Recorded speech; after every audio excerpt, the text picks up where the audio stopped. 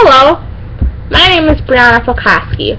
The topic that I wrote about was Asian carp and their threat to Lake Michigan. Imagine a lake that has no native fish and is overrun by an invasive species. The consequences would be devastating to not only the fishing industry, but the economy as well. This is what will happen if Asian carp invade Lake Michigan. Since Asian carp have already made their way to Chicago's sanitary and ship canal, some say it is only a matter of time until Asian carp invade Lake Michigan, while others say that they will not be able to invade Lake Michigan because the waters are too cold and the environment is not suitable for Asian carp. It is important to note that recently, water samples that were taken in Lake Michigan tested positive for Asian carp DNA. While that does not necessarily mean that Asian carp are currently inhabiting the lake, it is still crucial to understand what is being done to keep them out of Lake Michigan. The consequences that they will bring if they invade need to be examined, as does what is being done to address the situation and to prevent it from even happening. Asian carp were originally imported into the United States from China and Southeast Asia as a way to help with aquaculture. They kept the ponds clean by eating all the algae and various other plants that needed to be cleaned out of the ponds. Eric Sharp mentions in his article, Alien Invasion, A Great Lakes Dilemma, that the Asian carp threatening the lakes today did not arrive in ship, ballast, or via the St. Lawrence Seaway. Arkansas commercial fish farmers imported big head and silver carp in the early 1970s to eat algae in fish ponds. When the Mississippi River flooded the ponds in the 1980s, carp escaped into the wild. The Asian carp then made their way into Chicago's shipping and sanitary canal, which connects Lake Michigan to the Mississippi River. When this first happened, the warnings were, for the most part, ignored. Jerry Rasmussen, a U.S. fish and wildlife biologist, warned his bosses about the escapes and the threat in the late 1980s, but his warnings were largely ignored. Government officials did not want to address this potential problem because the aquaculture industry had a lot of clout and they did not want to regulate. Because the Chicago Sanitary and Shipping Canal connects to Lake Michigan, all it would take is a few Asian carp to reach the lake, and an invasion could soon follow. If this were to happen, an entire ecosystem may end up being destroyed. The lake would transform greatly. The fear is that the carp will transform the Great Lakes ecosystem into something unrecognizable. Asian carp eat every plant and food source that the native fishes eat. That in turn will either force the native fishes out as they need to look for food elsewhere, or they will die due to starvation. The other threat they pose is that the Asian carp will eat the eggs of the native fish, also damaging or eliminating the native species from reproducing. It also does not help that Asian carp can reproduce in high numbers very quickly. Over the course of a female's lifespan, a fish can carry up to 1 million eggs. Another threat the carp pose is that they will also harm drinking water supply. Since the fish consumes plankton along with most of the plants and various other organisms, the lake as a result becomes very clear since it's so clean of vegetation. This allows sunlight to reach deeper parts of the lake, which can cause algae blooms.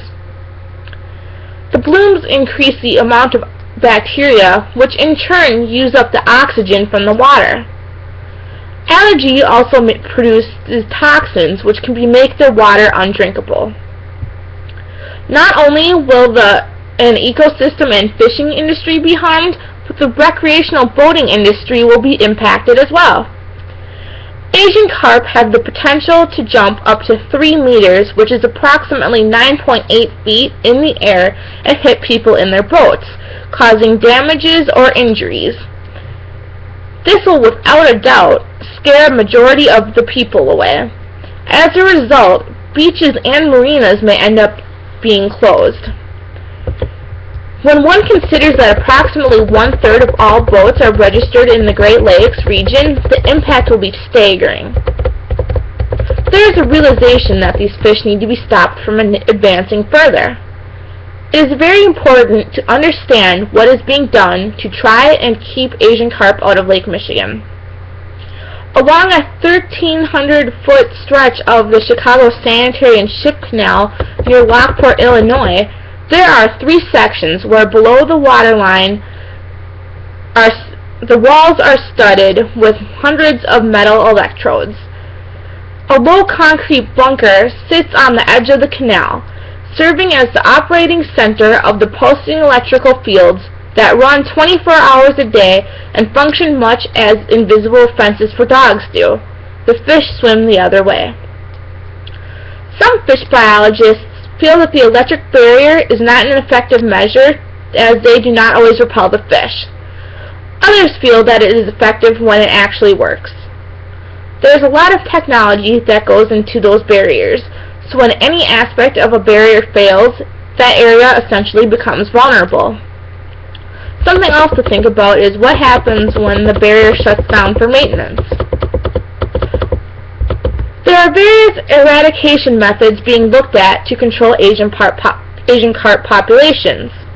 While they haven't invaded Lake Michigan at this time, it's still important to have an eradication procedure figured out so if/when they do invade, they can be taken care of quickly.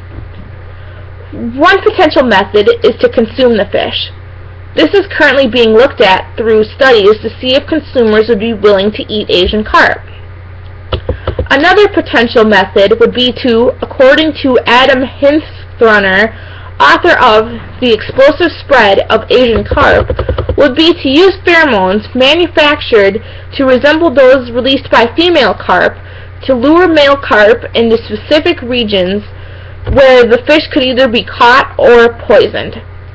This method would be difficult because it would have to be a poison that would only harm Asian carp. Cindy Kohler, who is a program coordinator at the U.S. Geological Society Invasive Species Program, adds that labs are already working on nanoparticle capsules that could hold the toxin and only would disintegrate under specific conditions, such as when they encounter certain enzymes in Asian carp intestines. If this method proves to be successful, this might be the way to control the Asian carp population. However, it is very difficult to kill one particular type of fish when they all live in the same aquatic environment. With the effort to control the carp, it is interesting to note that in November 2009, Asian carp DNA was found in a canal close to Lake Michigan, indicating that the fish had passed through the barriers on the canal. Perhaps it was secretions or bodily waste, as those contain DNA. Regardless of how it got there, a committee was created in 2010 to keep Asian carp out of the Great Lakes. In the fall of 2010, President Obama convened the ACRCC, which stands for Asian Carp Regional Coordinating Committee, a collection of more than 20 local, state, and federal agencies funded by $104 million pulled out of the President's Great Lakes Restoration Initiative. This committee has only one job: to keep the Asian carp from making their way into the Great Lakes. The ACRCC works with the Army Corps of Engineers. Together, they are very passionate about protecting the Great Lakes, as they view the lakes as a natural treasure. There are a number of different arguments in regards to Asian carp entering Lake Michigan. Even with the confirmed DNA in Lake Michigan, it is currently unknown if the DNA came from a live fish or bodily wastes, as mentioned previously. Brian Elkinston, who is a deputy supervisor with the Fish and Wildlife Service, says not to be worried yet, as they have to research the situation further. Some scientists feel that it would be a waste of money to fund efforts to keep the Asian carp out of the Great Lakes. When one looks at all the programs that need funding, stopping the spread of Asian carp is not always the top of politicians' lists. Some critics even say that the efforts to keep Asian carp out are like pouring money down the drain. They say that the fish are not having a huge impact on our ecosystems now, and what's more, some researchers speculate that the carp will never make it into the Great Lakes. A few of the long-lived fish might swim in and cruise around for a couple of decades, they admit, but generally the water is too cold and its levels are too invariable to trigger spawning. As of recent, some are saying that Asian carp are considered annoying, and nothing more than that. It is unknown how large a population will have to get in order for it to become a real threat to the ecosystem.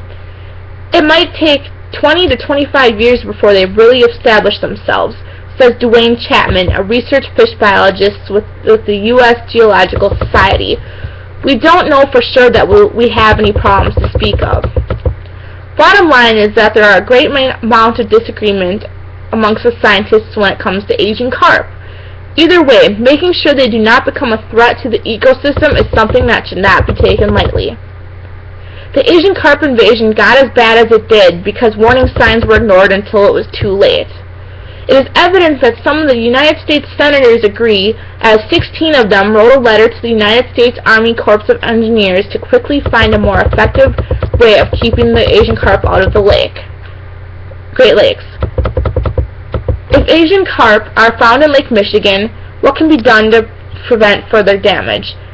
It is important to understand that it costs millions of dollars to implement a plan to try to get Asian carp under control. According to the Asian Carp's Coordinating Committee's website, when it comes to eradicating Asian carp, once they invade, it will be very costly and difficult to do, if even possible.